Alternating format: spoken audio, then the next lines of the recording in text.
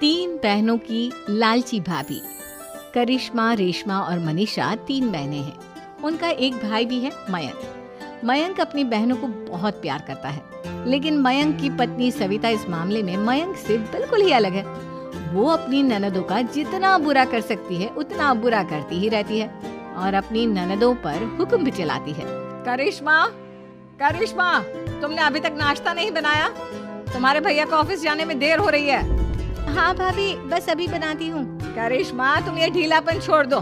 कल को पराये घर जाना है। वहाँ अगर तुम इस तरह से काम करोगी तो लोग क्या कहेंगे कि माँ ने और भाभी ने कुछ सिखाया नहीं।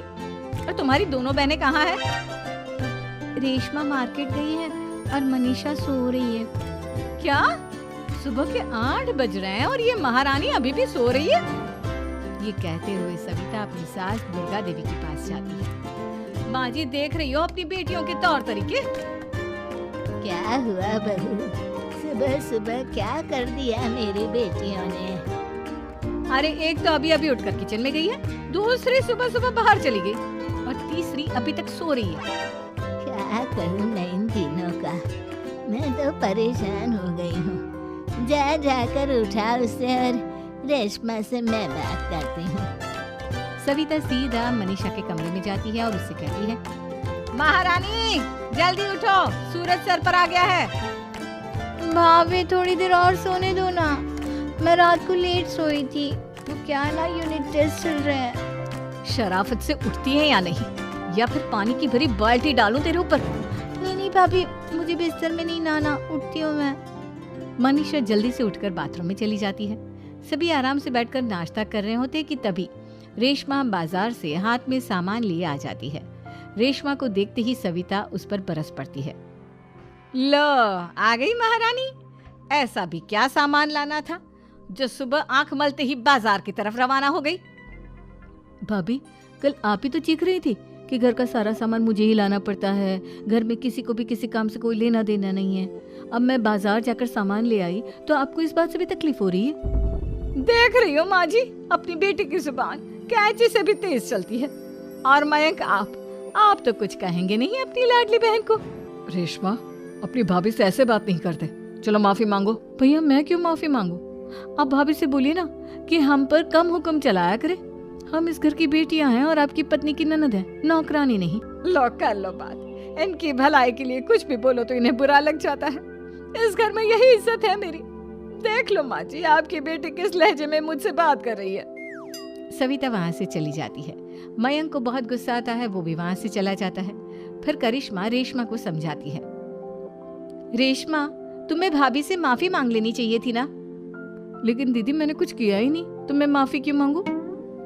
हाँ करिश्मा दीदी, रेशमा दीदी जैसे ही घर में आई भाभी ही उन पर चिल्ला रही थी। हाँ, मैं मानती हूँ कि गलती भाभी की थी।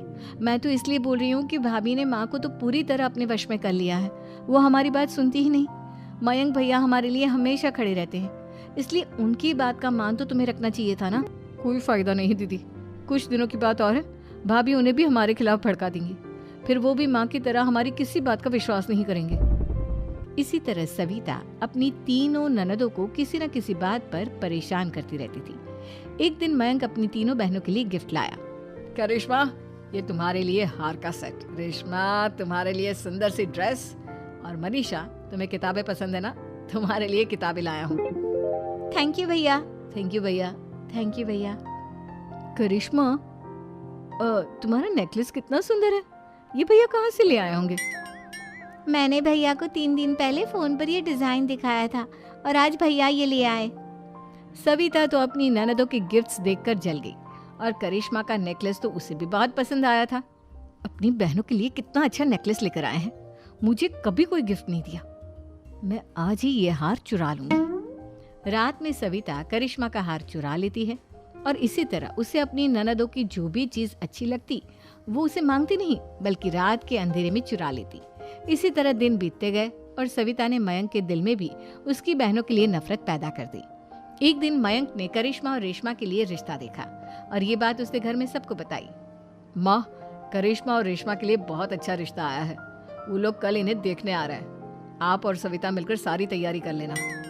ये सुनकर करिश्मा और रेशमा खुश हो जाती हैं, लेकिन सविता सोचती है, अगर इन दोनों बहनों की शादी हो गई तो घर और बाहर का काम कौन करेगा? मनीषा तो एक नंबर की कामचोर है, उससे तो किसी बात की उम्मीद लगाना ही बेकार है।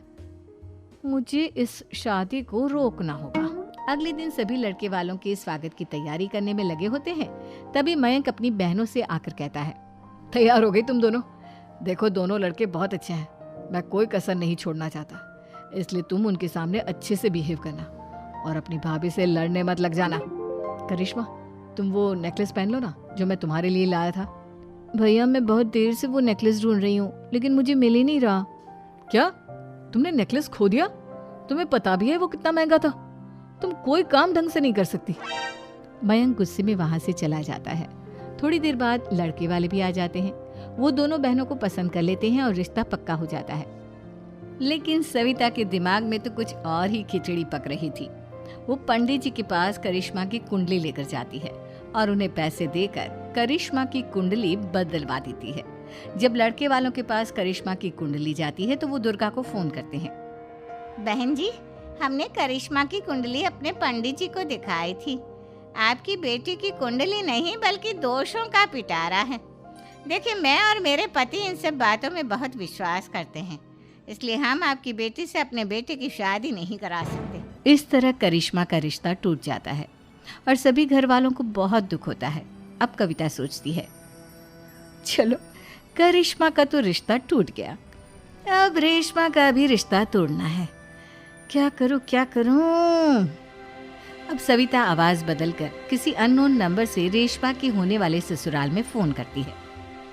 हेलो, मैं कौन हूँ कौन नहीं ये आपके लिए जानना जरूरी नहीं, बस इतना सुन लो कि रेशमा का 2 साल से किसी के साथ अफेयर चल रहा है। बस रेशमा का रिश्ता तोड़वाने के लिए सविता का इतना कहना काफी था। अब रेशमा का भी रिश्ता टूट गया। मयंक और दुर्गा देवी ने रेशमा को खूब खरी खोटी सुनाई और उससे बार बार उस लड़के के बारे में पूछने लगी। आप दोनों मुझे क्यों परेशान कर रहे हो? अरे कोई लड़का होगा मेरी लाइफ में तो मैं बताऊंगी ना, जब कोई है ही नहीं तो कहाँ से लाऊं मैं कोई लड़का? तो तेरे होने वाले ससुराल वालों को फोन किसने किया था? माँ मैं नहीं जानती किसने फोन किया था, मैं सच कह रही हूँ। मैं तो पहले ही कह रही थी इसकी लगाम खींच कर रखो, लेकिन मेरी सुनता ही कौन है। आप चुप रहिए भाभी, ये सब आपका ही किया धरा है। अब तीनों बहनों को विश्वास हो जाता है कि ये सब उनकी भाभी ही कर रही है। तीनों बहनें अपनी भाभी को सबक सिखाने के लिए एक वकील कर लेती है और घर में हिस्सा मांग। देखो भैया, माँ बाप की जायदाद में जितना बेटों का हक होता है उतना ही बेटियों का, इसलिए इस घर के 4 हिस्से होंगे और हमें अपना हिस्सा चाहिए। मैंने तुम्हारे लिए क्या क्या नहीं किया और तुम इस घर में हिस्सा मांग रही हो? भैया, आप और माँ हम बहनों की कोई बात नहीं सुनते हो और भाभी हमारी शादी नहीं होने देगी क्योंकि उन्हें लगता है कि आप हमारी शादी में ज्यादा पैसा लगाओगे और उन्हें हम जैसी फ्री की नौकरानी कहाँ मिलेगी। तो हम भाभी के साथ तो रह नहीं सकते, हम बहनों को अपना हिस्सा चाहिए। अरे तुम्हें शर्म आनी चाहिए अपनी भाभी पर ऐसा इल्जाम लगाते हुए। वो तुम्हारे बारे में कितना सोचती है। हाँ माँ, भाभी हमारे बारे में बहुत सोचती है, दिन रात बस यही सोचती रहती है कि किस तरह से अपनी तीनों ननदों को परेशान करूं और कभी मुझे पढ़ने भी नहीं देती। दोनों बहनों का रिश्ता भी तो इन्होंने ही तोड़वाया है और रात में हमारे कमरे में आकर हमारी चीजें भी चुराती हैं। इसी तरह सविता की तीनों ननदें अपनी बात पर अड़ी रही। अब कोर्ट में तारीख भी शुरू हो गई। जब सविता को लगा कि उसकी तीनों ननद इतनी आसानी से नहीं मानने वाली, तो उसने अपने पति और सास को सारी सच्चाई बता दी और अपनी तीनों ननद से माफी मांगी। मयंक और दुर्गा को भी अपनी गलती का एहसास हो गया। अब सविता खुद करिश्मा और रेशमा के लिए अच्छा रिश्ता ढूंढती है और उनकी शादी करवाती है।